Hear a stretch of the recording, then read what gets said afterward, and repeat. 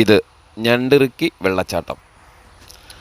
അധികൃതരുടെ അനാസ്ഥ മൂലം അധികമാരും അറിയപ്പെടാതെ പോയ തൊടുപുഴയ്ക്ക് സമീപം പൂമാല എന്ന ഗ്രാമത്തിലെ അതിമനോഹരമായ ഒരു വെള്ളച്ചാട്ടം.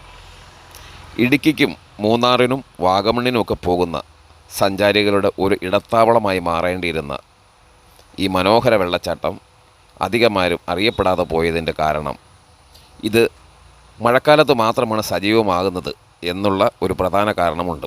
അതുപോലെ ഇവിടെത്തുന്ന സഞ്ചാരികൾക്ക് യാതൊരുവിധ അടിസ്ഥാന സൗകര്യങ്ങളും ഇവിടെ ഇല്ല എന്നും ചുറ്റുപാടുകളും കാടും പടലും പിടിച്ച് ഇഴജന്തുക്കളുടെ ശല്യവുമായി കിടക്കുന്നതുകൊണ്ട് സഞ്ചാരികൾ ഇങ്ങോട്ട് എത്തി നോക്കാറില്ല. അപൂർവമായി എത്തുന്ന സഞ്ചാരികൾ മറ്റുള്ളവർക്ക് ഈ കാഴ്ചകൾ പങ്കുവച്ചിരുന്നുവെങ്കിൽ ഇന്ന് പൂമാല എന്ന ഗ്രാമത്തിൻ്റെ തലവര തന്നെ മാറ്റി എഴുതപ്പെടേണ്ട സമയം അതിക്രമിച്ച്. ഈ വെള്ളച്ചാട്ടത്തെക്കുറിച്ച് ഞാൻ മുൻപ് ഒരിക്കൽ പോസ്റ്റ് ഇട്ടിരുന്നു. പക്ഷേ ഇപ്രാവശ്യം അത് ഇട്ടിരിക്കുന്നതിന് കാരണം ഇപ്പോൾ നല്ല മഴയുള്ള സമയമായതിനാൽ ഈ വെള്ളച്ചാട്ടത്തിൻ്റെ മനോഹാരിത ഒന്നുകൂടി നിങ്ങളെ ശ്രദ്ധയിൽപ്പെടുത്തുകയാണ്. അതിമനോഹരമായൊരു വെള്ളച്ചാട്ടമാണ്. ഇതിനടുത്ത് നിന്ന് കയറി നിന്നാൽ കാഴ്ച വളരെ അനുഭൂതി നൽകുന്നതാണ്. സാധാരണയുള്ള വെള്ളച്ചാട്ടങ്ങൾ നമുക്ക് ശ്രദ്ധിക്കണമെങ്കിൽ ഒന്നുകിൽ താഴെ നിന്നോ അല്ലെങ്കിൽ മുകളിൽ നിന്നോ മാത്രമാണ്.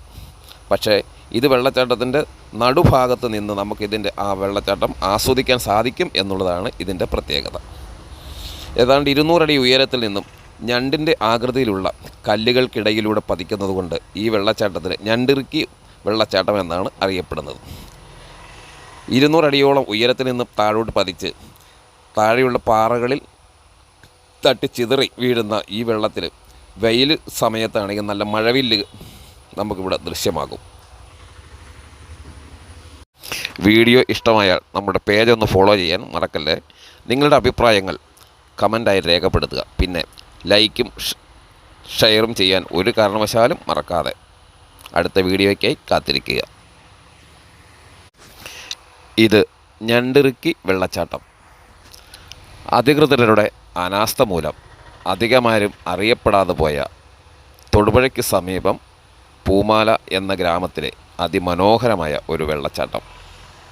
ഇടുക്കിക്കും മൂന്നാറിനും വാഗമണ്ണിനുമൊക്കെ പോകുന്ന സഞ്ചാരികളുടെ ഒരു ഇടത്താവളമായി മാറേണ്ടിയിരുന്ന ഈ മനോഹര വെള്ളച്ചാട്ടം അധികമാരും അറിയപ്പെടാതെ പോയതിൻ്റെ കാരണം ഇത് മഴക്കാലത്ത് മാത്രമാണ് സജീവമാകുന്നത് എന്നുള്ള ഒരു പ്രധാന കാരണമുണ്ട്. അതുപോലെ ഇവിടെത്തുന്ന സഞ്ചാരികൾക്ക് യാതൊരുവിധ അടിസ്ഥാന സൗകര്യങ്ങളും ഇവിടെ ഇല്ല എന്നും ചുറ്റുപാടുകളും കാടും പടലും പിടിച്ച്